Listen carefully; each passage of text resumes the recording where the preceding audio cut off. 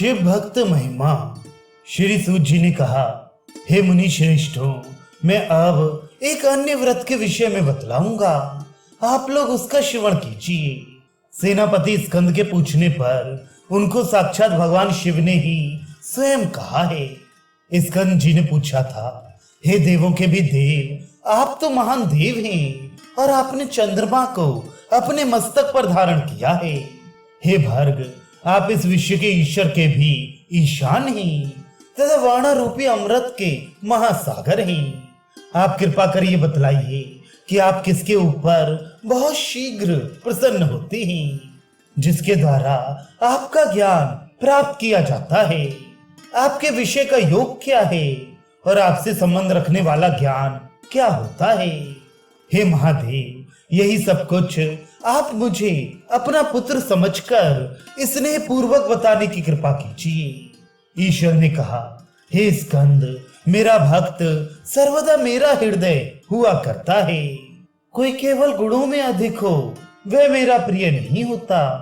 भले ही सर्वभक्षी हो और सभी आचारों का विलोम ही करने वाला क्यों ना हो, किंतु मनवाणी और शरीर से मुझ में ही परायण रहने वाला हो तो वह निश्चय ही मुक्त हो जाया करता है।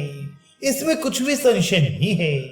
मैं अधिक तपश्चर्या से, दान से प्रसन्न होने वाला नहीं हूँ। मैं तो केवल भक्ति के लेश मात्र से ही संतुष्ट हो जाया करता हूँ और उस अपने भक्त को शीघ्र ही परम पद प्रदान कर दिया करता हूँ। जो त्रिपुंड को धारण करने वाला हो, निरंतर शांत रहता हो और रुद्राक्ष का कंगन रखता हो तथा दंभ से रहित और सत्य संकल्प हो, वही मेरा उत्तम भक्त होता है। सूर्य, चंद्र, अग्नि, इनके भक्तों में वैष्णव पद एक उत्तम होता है। सहस्त्रों वैष्णवों से शिव भक्त विशिष्ट होता है। यदि पापों में रत हो, क्रूर हो और अपने आश्रम के आचार से भी वंचित हो, यदि वह मेरा भक्त है तो वह परम पूज्य और मान्य ही हुआ करता है। जो भी कुछ लोग दंभ का सहारा लेकर भक्तों के उपजीविका होते हैं, वे भी इस संसार से मुक्त हो जाया करते हैं। फिर जो मेरे ही ध्यानार्चन से तत्पर रहा करते हैं, उनकी तो बात ही क्या है। मेरा जो भक्त है उसका महात्म्य को तात्विक रूप से कौन जानता है, अर्थात कोई भी नहीं जानता। मैं जानता हूँ और तुम जानते हो। नंदी अथवा गुह जानता है। मार्ग में स्थित अथवा अमार्ग में रहने वाला हो, पंडित हो या मूर्ख हो, यदि वह मेरा भक्त है तो वह सबसे अधिक होता है। मेरा भक्त मुझे सदा ही प्यारा है। जैसे हे गिरजानंदन, तुम मेरे प्यारे हो। हे वत्स, इसलिए उस मेरे भक्त के पूजन अर्चन से मैं ही साक्षात पूजा गया होता हूँ। इसमें कुछ भी संशय नहीं है। जो मोह के कारण से मेरे भक्त से द्वेष करता है, वह मुझ सनातन से ही द्वेष किया करता है, क्योंकि मेरे भक्त बहुत ही प्रिय और प्राणों के समान होते हैं। जो मेरे भक्त की पूजा करता है, उसके भक्ति भाव से मेरा ही पूजन किया हुआ समझना चाहिए। हे स्कंद, वह भक्ति 8 तरह की होती है, जो कि सभी शास्त्रों में पढ़ी गई है। मैं अब उसी संसार के बंधन का विनाश करने वाली भक्ति के विषय में बतलाता हूँ। मेरे भक्त जनों के ऊपर वात्सल्य अर्थात हार्दिक अनुराग, पूजा का अनुमोदन करना, स्वयं भी भक्ति से यजन करना, मेरे लिए अंग वेष्टित, मेरी कथा के श्रवण करने में भक्ति भाव, स्वर, नेत्र और अंगों की विक्रिया का होना, मेरा ही नित्य स्मरण करना और जो मुझको उपजीवित रहता है, यही 8 प्रकार की भक्ति होती है, जिसमें इस भक्ति का लेश मात्र भी विद्यमान है। वही विप्रेंद्र, मुनि, श्रीमान, यति और वह ही पंडित है। उसको ही सदा दान देना चाहिए। हे शरानन, उससे ग्रहण करना चाहिए। जो मुझको एक बार ही अभ्यर्चित कर देता है, वह भक्ति के लेश से युक्त होता है। वे महान पातकों से मुक्त होकर मेरे लोक में ही प्रतिष्ठित हुआ करता है।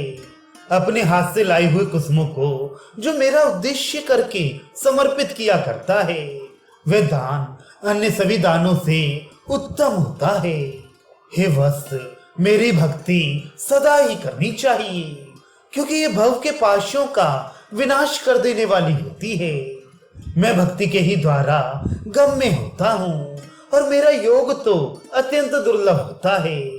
योग से ज्ञान समुत्पन्न हो जाता है और ये योग बहुत सुलभ है। ज्ञान तो मेरा स्वरूप ही होता है, जो चिद रूप अर्थात ज्ञान के स्वरूप वाला अव्यय, आनंद, अजर और शुद्ध है, जो कि अज्ञान के द्वारा ही तिरोहित रहा करता है। वेदांत के वाक्यों के अवबोध होने से वह अज्ञान निवृत्त होता है। ज्ञान आत्मा का धर्म और कोई गुण नहीं है, प्रत्युत ये आत्मा ज्ञान स्वरूप वाला ही होता है। वह नित्य है, सर्वगत और शिव है। मैं ही समस्त भूतों का आत्मा एवं परमेश्वर हूँ। हे षणमुख और एक ही पदार्थ मुझ में कल्पित है। माया से मोहित जन अद्वैत एक ज्ञान के निग्रह वाले परमात्मा को अनेक आत्माओं वाला देखा करते हैं। मेरी माया न सदरूप वाली है और न असदरूप वाली है, तथा वह माया उभयात्मिका भी नहीं है। वे मेरी माया सद और असद से अन्य ही स्वरूप वाली होती है तथा मिथ्या होती है और सनातना भी है, अर्थात सर्वदा से चली आने वाली है। जो बुद्धि से रहित होते हैं वे समस्त विश्व के आकार वाला विज्ञान को ही देखा करते हैं, और जो ज्ञानी होते हैं वे इस जगत को एक ही आत्म रूप देखते हैं। मैं आत्मा हूँ, एक हूँ, विभु शुद्ध स्फटिक के समान हूँ, उपाधि से रहित, शांत, स्वयं ज्योति और प्रकाशक हूँ। जिस तरह से सीप में रजत का भ्रम उसके चरु चित्त के कारण से हो जाया करता है, वैसे ही ये संपूर्ण आत्मा में भी विभात हुआ करता है। जब शुक्ति के तत्व का परज्ञान हो जाता है तो वह रजत का भ्रम दूर हो जाया करता है। उसी तरह से तत्व ज्ञान होने से उसी की भांति आत्मा में उसका नाश हो जाया करता है।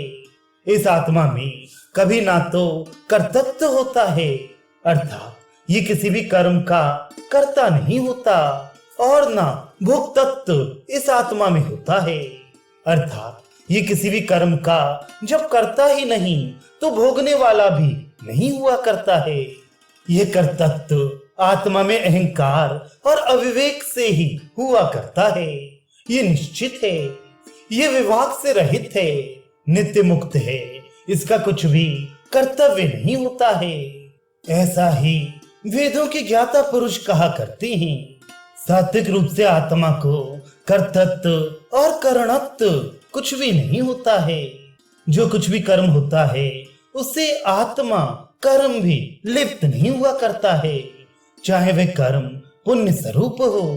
किसी भी प्रकार के कर्म से आत्मा लिप्त नहीं होती है। बुद्धि आदि में सब गुण हैं। बुद्धि से अहंकार हुआ था और अहंकार से सूक्ष्म तन्मात्राएं होती हैं और इंद्रियां हुआ करती हैं।